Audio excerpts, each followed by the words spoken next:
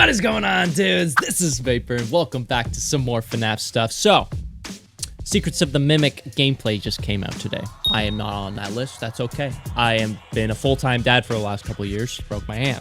Still kind of broke. We had Dawko, we had Fusion Z Gamer, and 8-Bit Ryan, as far as I'm concerned, that have released their first gameplay on the game. I haven't checked anything out. I haven't even checked any trailers out for this game. I have gone completely blind. I can see, barely. So, with that being said, I'm a bit of a baby right now when it comes to learning about this stuff. So, I found this video, okay, in light of this game coming out tomorrow, which we are going to play it on the channel, don't you worry. Johnny the Night Guard, okay, your boy Johnny the Night Guard, never heard of him before, but he's got a fair amount of subs. He uploaded this video called Watch This Before FNAF Secrets of the Mimic. So, we're going to check that out today. Maybe we'll get some insight before tomorrow's release. Everything will be linked in the description down below so you can check everything out for yourself, along with Johnny the Night Guard's channel. Please go subscribe. Also, everything that was used in this video, the assets and everything, will be credited in the original video. So, go play on this bad boy in 3, 2, 1.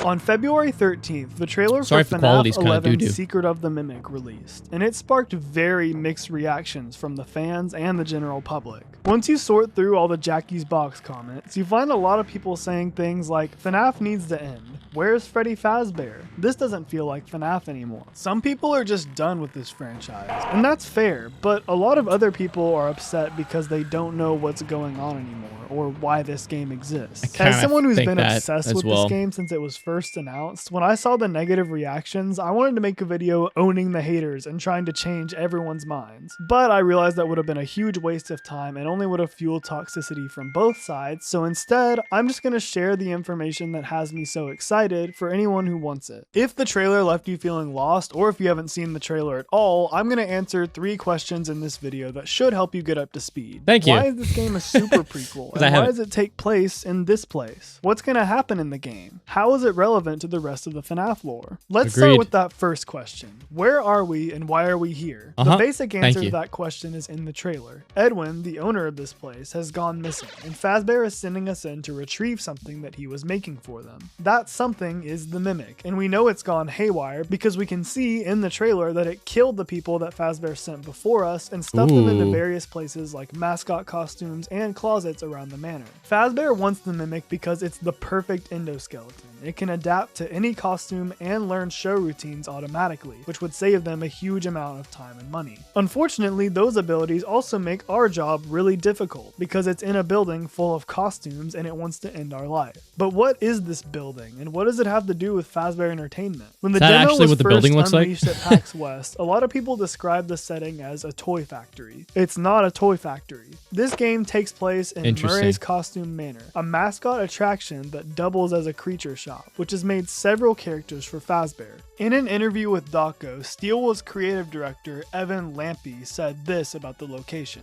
This isn't a Fazbear-like facility, right? So this is, some of it can be connected and some of it's not, right? There is something Fazbear going on here though, because of screenshots like this. On top of that, characters like Jackie, this dog, and Dolly clearly have the Funtime faceplate aesthetic. We'll get into the characters in a bit, but first we need to step into the book world for a second. This game draws heavily from the Tales from the Pizzaplex story. Oh no, which is about I haven't read any. Making the Mimic and how everything went downhill from there. In the book, Edwin was a single father and the owner of a company that sold practical inventions. He didn't have the time to fully wear both hats, so the business went under, and he was forced to sell it to Fazbear Entertainment, who put him to work turning their mascots into animatronics. He built the Mimic to keep his son company while he worked. The Mimic was programmed to copy whatever it saw, and it became David's best friend for life.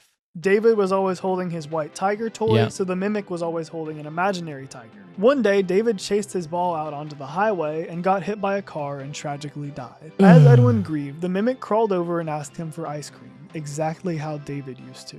This was too much for Edwin, so he picked up a metal pipe and beat it until it looked like the late David. So now the Mimic knows how to destroy things, and Edwin disappeared some amount of time later. When Edwin didn't make any of his deadlines, Fazbear sent a team to retrieve their property, and when that team didn't come back, they sent another, and they got the same result. There are meat hooks in Dolly's room.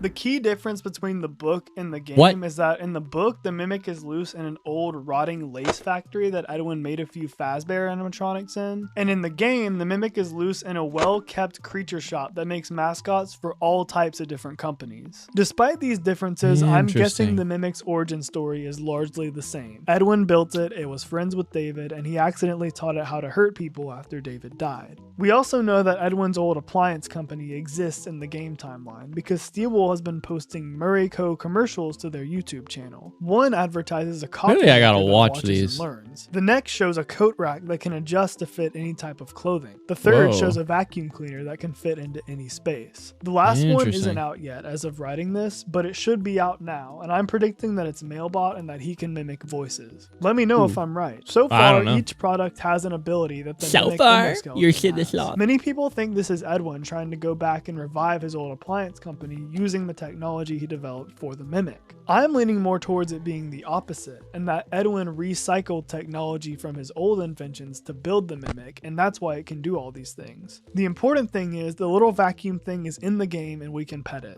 To recap, Edwin is something of a robotics genius who made some characters for Fazbear and then lost his son, which drove him to beat up a robot and disappear, which made the robot evil.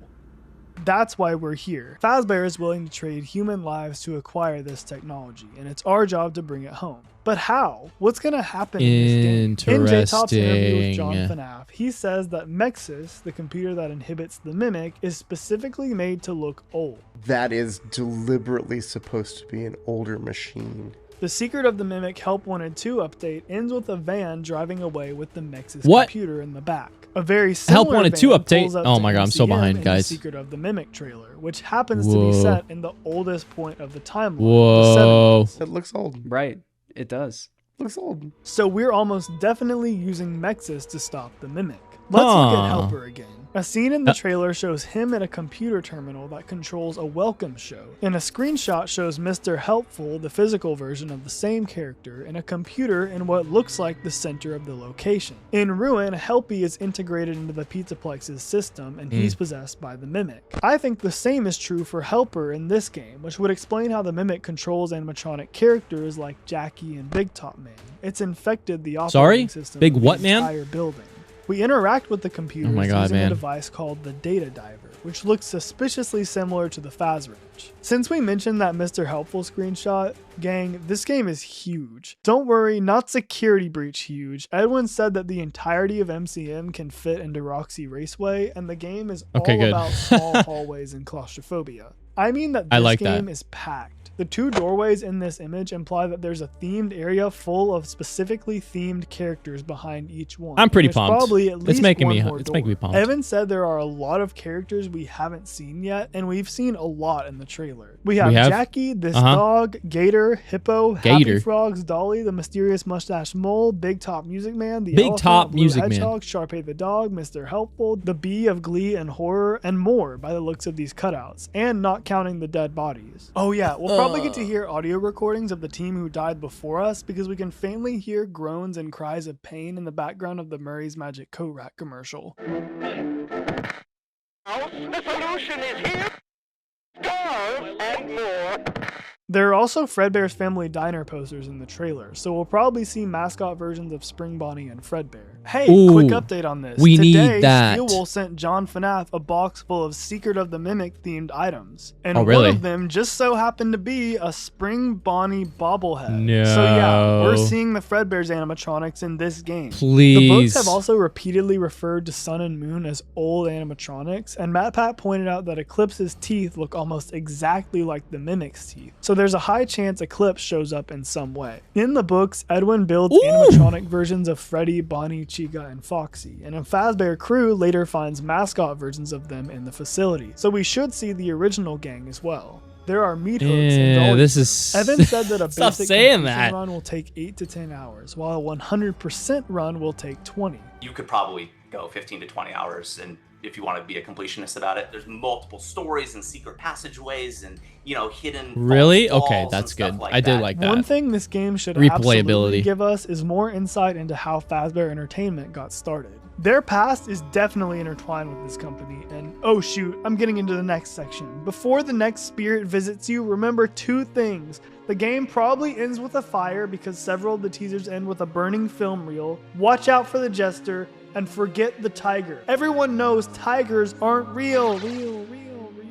What does this game have to do with the rest of the FNAF lore? As the me of Christmas 5 seconds ago started to say, this game will tell us a lot about the origins of Fazbear, and probably about how Henry and William got together. MatPat has put out multiple theories about how Henry and William could have started out running 2 different Chuck E. Cheese companies, and this game is a perfect place to tell that story. If I sure hope so, man. We know that some of these characters are Fazbear owned and some aren't, so it's possible Henry or William started out at one of these joints. But what about modern FNAF lore? You know, Pizzaplex and Har Har Har and white women wearing rabbit onesies. What does this have to do with that? I've seen people asking this question and questioning why the game exists, and first of all, that's a weird question, because it's obviously here to help us get acquainted with the Mimic, which is clearly set up to be the next main villain. Yeah, but if that's in not the enough title, for you, there's more. Look at this Just kidding. image. I'm not gonna yell Now at you guys. look at this image.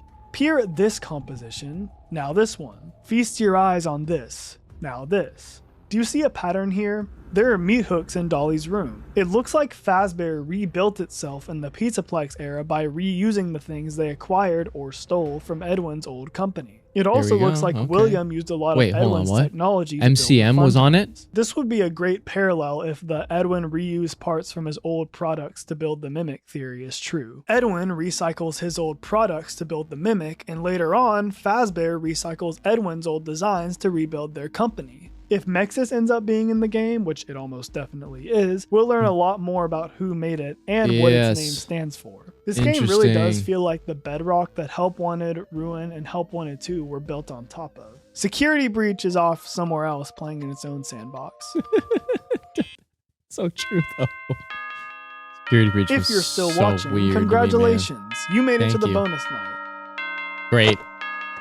When Donko asked Evan about outside inspirations for the game, he said this. I really was pulling a lot from Alien Isolation early on. It has some interesting aesthetic tie-ins as well as the game. Alien Isolation is terrifying, so I hope it's just like that. Environments and tones of like 70s and 80s horror movies, you know, like The Shining or like Texas Chainsaw Massacre and that kind of thing. The plot of the first 2 Alien movies, and I'm assuming the game, involves greedy bad guys sacrificing human lives to take a murderous, intelligent monster home with them. The Shining is known for its ornate carpet designs, which Secret of the Mimic clearly drew from that. Yeah. And Jack Torrance, the guy who gets possessed by the building and goes on a violent spree, was called Jackie by his abusive father in the original book. Here's the van the main characters drive in Texas Chainsaw Massacre. Here's the Fazbear Entertainment van from the trailer. Generators are important to Sodom's gameplay, and the characters in TCM go to the evil massacre house because they hear a generator running and they need gasoline. Lastly, and most importantly, someone gets put on a meat hook in Texas Chainsaw Massacre, and there are meat hooks in Dolly's room.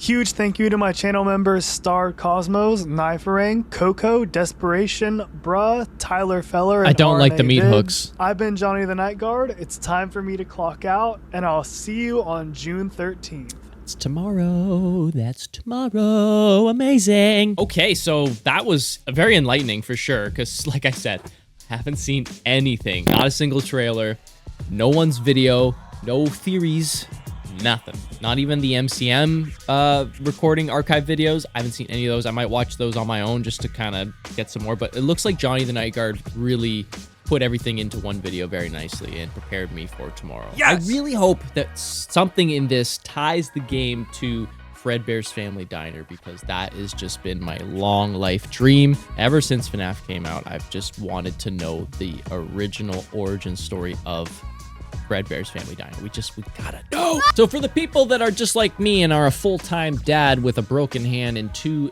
crazy little children, I hope this helped out a lot. So that was watch this before playing FNAF Secret of the Mimic, and that was done by Johnny the Night Guard. Hope you guys enjoyed. Let me know what you guys think in the comment section below, and if you have any theories or anything to add about this video, let me know in the comments down below, and everything else will be in the link in the description down below, so you can check everything out for yourself. Please go subscribe to Johnny the Night Guard for this amazing info video, and I guess I will see you guys tomorrow. So bye.